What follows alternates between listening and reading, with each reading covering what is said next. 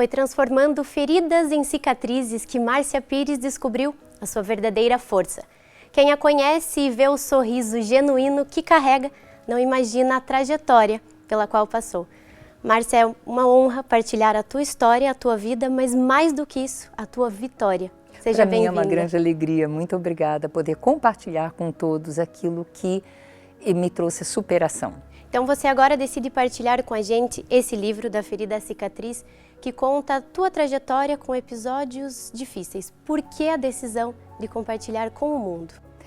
Bom, em primeiro lugar, eu fui convidada a escrever o livro, num momento em que nós falávamos muito sobre o abuso, era uma temática daquele momento, e a Cris falou, por que você não escreve a sua história? Até então, poucas pessoas sabiam da minha jornada. E não foi porque eu não quisesse compartilhar, mas porque já não era mais relevante no meu momento, eu já tinha superado. E aí escrevemos o livro e as pessoas às vezes perguntam, foi difícil? Eu posso dizer que não foi difícil, porque quando eu escrevi eu já tinha me resolvido, eu já tinha vencido.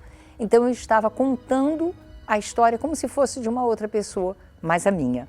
E você conta também no início que um dos abusos foi sofrido por uma pessoa muito próxima a você. Então, já que você ajuda pessoas, como é entender que o abuso pode vir de pessoas próximas a nós? Na verdade, isso é prevalecente. Especialmente para com crianças, as estatísticas mostram que a maior parte dos abusos são de pessoas conhecidas. São de pessoas até queridas, respeitadas por essa criança. E aí está a dificuldade em ajudar essa criança a falar. E foi o meu caso, porque foi o meu tio, irmão da minha mãe. Era um momento muito difícil para a família, porque meu avô tinha sofrido ataques cardíacos, estava internado por 6 meses. Nesse processo, minha avó teve um descolamento de retina. Eu estava em idade escolar e foi confiado a ele o meu cuidado. Eu chegava em casa e ia fazer as minhas tarefas de casa. E foi nessa oportunidade que ele me abusou sexualmente por 1 ano e pouco. E houve a manipulação. Seu avô teve um ataque cardíaco, você não pode falar. E justamente é isso, a criança, por ser uma pessoa importante na família ou na comunidade, e às vezes tão próxima, ela se cala. Quando é que a ferida se torna uma cicatriz e você consegue, com muito esforço e coragem, voltar a sorrir?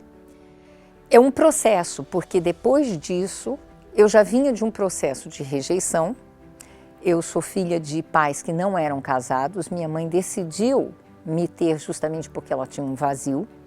E eu fui criada pelos meus avós. Então, os meus avós sempre falavam, você tem que ter uma vida diferente, você tem que vencer, você não pode destruir a sua vida como a sua mãe destruiu. Na cabeça de uma criança, destruiu a vida, eu sou o motivo. E com essa percepção errada eu cresci. Não que os meus avós falassem alguma coisa, mas eles falavam que projetavam em mim o orgulho que um dia eles projetaram na minha mãe, que eu ia vencer, que eu ia trazer orgulho para eles. E eu me esforçava por isso, mas carregava essa rejeição. Minha mãe comprou o apartamento, se mudou, ela tinha uma carreira e eu achava que ela ia me levar. E ela me deixou para trás. E eu não entendi. Pois eu passei pelo abuso sexual. A partir daí, as minhas escolhas foram só de autodestruição. E eu me envolvi num relacionamento abusivo durante 7 anos. Então eu tinha muitas coisas para lidar. O processo não é instantâneo, automático, porque a gente tem reações que a gente desconhece e não sabe de onde essas reações vêm. Aí quando nós temos que lidar com cada uma destas reações e os sentimentos, as percepções erradas de como você se vê. Você se vê uma pessoa insegura, uma pessoa fraca, uma pessoa rejeitada, uma pessoa que já perdeu o seu valor. E você conseguir lidar com tudo isso é uma etapa, é um processo. Até que você consegue essa cura completa, ao qual muitas pessoas não acreditam ser possível. E E é exatamente essas etapas, Márcia, que você traz no fim de cada capítulo, não é? Momentos para as pessoas, para os leitores poderem refletirem. Porque a importância disso também, de você dar esse objeto para ajudarem.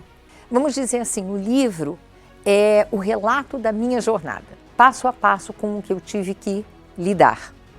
Tendo duas personalidades, a personalidade muito abatida, fraca, insegura, me achando feia, me achando incapaz, e aquela mulher que conquistou no lugar de trabalho, que já entrou na faculdade com 17 anos de idade, já tinha um emprego numa multinacional, tinha uma carreira, ali eu era forte, mas aquilo era uma fachada. Porque eu realmente era aquela pessoa quebrada, aquela pessoa limitada, insegura. E a cada etapa da minha vida, confirmava ainda mais a minha falta de valor, minha falta de perspectiva. E no livro, eu passo a passo.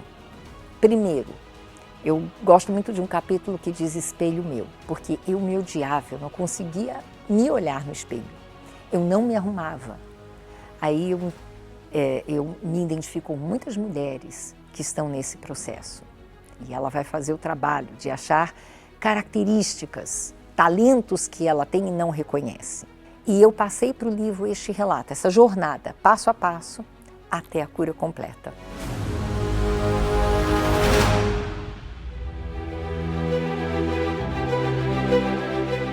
Mas quem é essa nova Márcia que eu tenho aqui, linda à minha frente? Hoje eu sou o que você vê. Antes eu tinha as duas personalidades.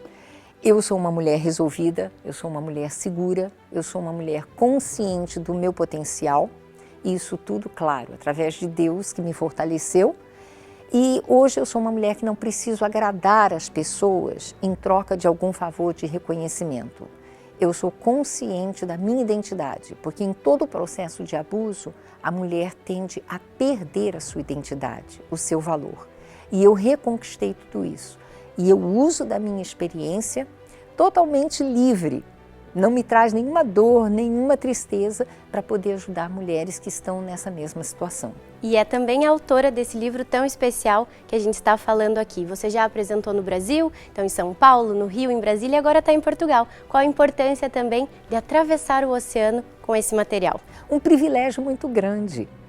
Quando nós fizemos o livro, eu não imaginei que tivesse essa oportunidade de ter estado no Brasil e ter vindo agora a Portugal compartilhado. Mas a resposta das mulheres, aquele momento da palestra, da forma com que elas se relacionam e correspondem comigo, foi muito gratificante. Sem contar as muitas experiências que eu tenho recebido, tanto de mulheres pedindo ajuda, quanto daquelas que já leram o livro e se identificaram durante o processo. Isso, para mim, é maravilhoso, é gratificante. E agora onde você pretende chegar, Márcia? Com esse livro, com a tua história, com a tua ajuda? Eu não tenho um plano. A gente vive de acordo com o que Deus vai nos dando. Mas o objetivo é alcançar o maior número de mulheres. Porque sempre eu falo, a minha história não é a mais difícil, não é a mais grave. Eu atendo casos muito mais complicados, muito mais dolorosos do que eu passei. Mas, infelizmente, a maioria não conseguiu superar. Às vezes até compartilha suas experiências nas redes sociais, às vezes até dá uma palavra de encorajamento para as outras, mas ela ainda não se resolveu. O meu objetivo é levá-las a superarem. Mas, Márcia, para quem está nos assistindo e tem interesse em comprar essa história, esse livro, onde podem encontrar? Nós temos o livro disponível no arcacenter.com e também temos no Unibooks.